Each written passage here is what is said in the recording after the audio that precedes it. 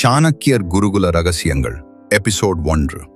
அமைதியாக இருந்த குரு, பதறிய மன்னன்.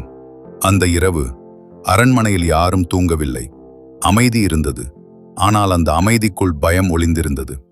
ஒரு தவறான முடிவு ஒரு பேரரசையே சிதைக்கப் போகிறது. ஆனால் அனைவரும் பதற்றத்தில் இருந்த அந்த நேரத்தில் ஒரே மனிதன் மட்டும் அமைதியாக இருந்தார். அரண்மனையின் நீண்ட நடைபாதைகளில் தீப்பந்தங்கள் மட்டும் எரிந்து கொண்டிருந்தன. அமைச்சர்கள் பதற்றமாக ஓடிக்கொண்டிருந்தார்கள். வீரர்கள் ஆயுதங்களை தயார் செய்து கொண்டிருந்தார்கள். ஒவ்வொரு முகத்திலும் ஒரே கேள்வி: என்ன நடக்கப் போகிறது? அரசரின் அரியணை முன் பெரிய வரைபடம் விரிக்கப்பட்டிருந்தது. அண்டை நாடுகள் எல்லாம் சிவப்பு நிறத்தில் குறிக்கப்பட்டிருந்தது. அந்த சிவப்பு சண்டையின் நிழலை நினைவுபடுத்தியது. மன்னன் அங்கு நின்று கொண்டிருந்தான். அவன் கையில் வாள் இருந்தது. ஆனால் மனதில் அமைதி இல்லை. அந்த நாட்டின் மக்கள் வெளியே அமைதியாக இருந்தாலும் உள்ளுக்குள் பயந்து கொண்டிருந்தார்கள்.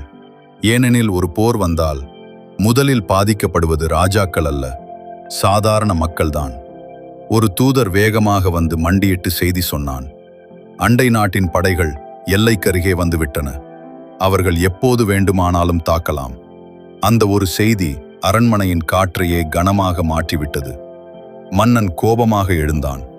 இனி காத்திருக்க முடியாது. உடனே போருக்கு தயாராகுங்கள். அமைச்சர்கள் தலைகுனிந்து ஒப்புக்கொண்டார்கள்.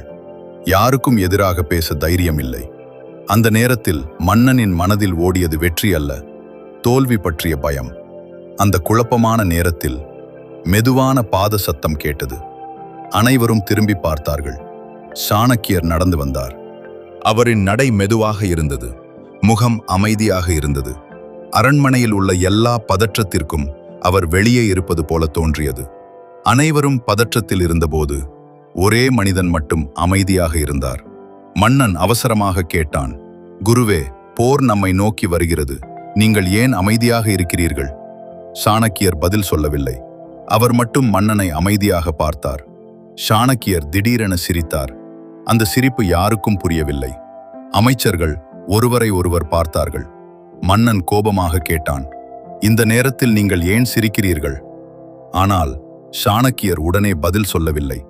சில நிமிடங்கள் அமைதியாக இருந்த பிறகு சாணக்கியர் மெதுவாக பேச ஆரம்பித்தார். மன்னா, போருக்கு செல்லும் முன் ஒரு கேள்விக்கு பதில் சொல்லுங்கள். நீங்கள் இப்போது போருக்கு செல்ல விரும்புவது தைரியமா இல்ல பயமா? மன்னன் திடுக்கிட்டான். நான் பயப்படுகிறேனா? நான் ராஜா. சாணக்கியர்: பயப்படுகிறவன்தான் முதலில் வாளை எடுக்கிறான். யோசிக்கிறவன்தான் உண்மையான வீரன். மன்னன் கோபமாக: எதிரி நம்மை பலவீனமாக நினைத்தால்? சாணக்கியர் மெதுவாக: பதற்றமான முடிவு எதிரிக்கு வெற்றி தரும்.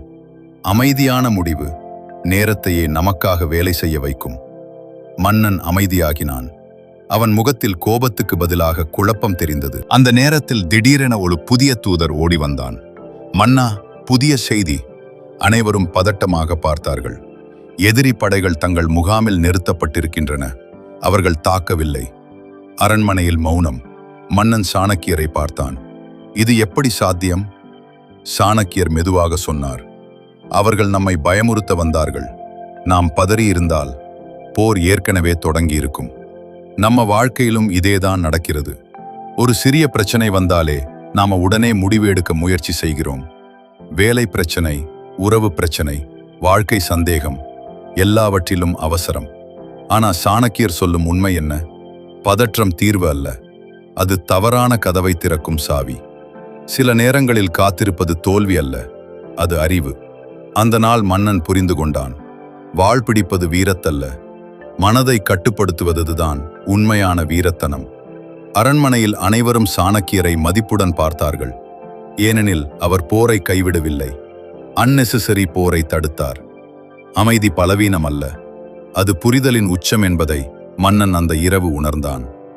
ஆனால் அந்த அமைதியின் பின்னால், சாமைதியின் பின்னால் சாணக்கியர் எடுத்த ஒரு முடிவு முழு பேரரசின் விதியையே மாற்றப் போகிறது. அடுத்த பகுதியில் சாணக்கியர் எடுத்த முடிவு எல்லோரையும் அதிர வைத்தது.